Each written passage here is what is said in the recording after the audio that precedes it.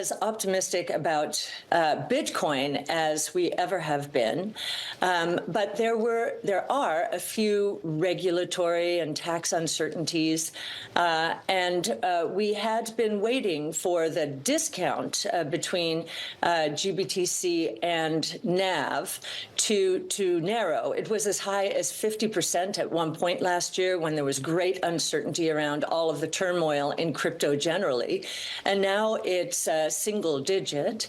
And there are now other products out there that we can use to gain exposure to Bitcoin in this moment, and it's just a moment of uncertainty between now, we think, and January 8th to 10th, somewhere in that range, perhaps. But we, out of an abundance of caution, didn't want to take any risk.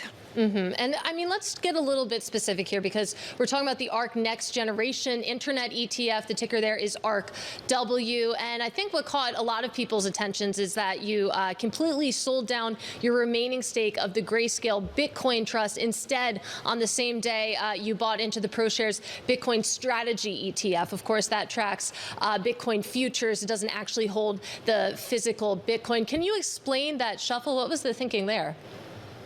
Sure. A couple of things. First of all, BITO, the ProShares, is already approved. There's no regulatory uncertainty having to do with it.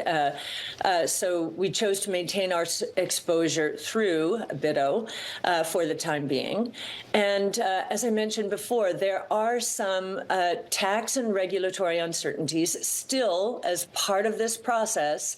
We don't know exactly who's going to be approved and whether they've met all the criteria that the SEC has put before us. We know we have, but we don't know if others, including GBTC, have. We just don't know.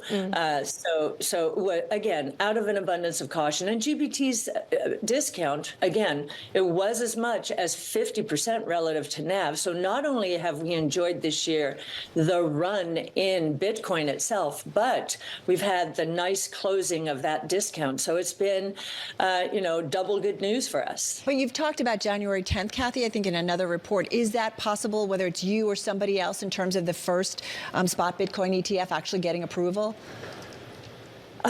Well, we think the probabilities have gone up because the SEC has been highly engaged compared to what was happening before. Before, it was just denying approval.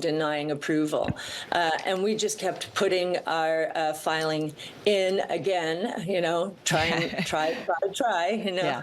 dogged and determined. And so here we are. We think we're first in line, and that's why there is this January 10th deadline.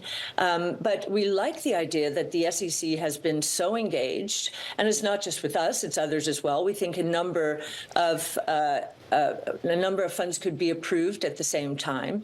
And they've been asking not only one set of questions, but follow-up questions. And again, that's a very good sign. Well, speaking of engaged, oh, go ahead, please. No, Yeah, finish. the last few questions have been very technical. And so more de rigueur, and you'd expect them to be asking these questions as we head toward an approval.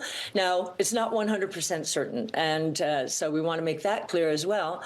This is the SEC, and we never know, what might happen along the way. Regulators can be tricky, that's for sure.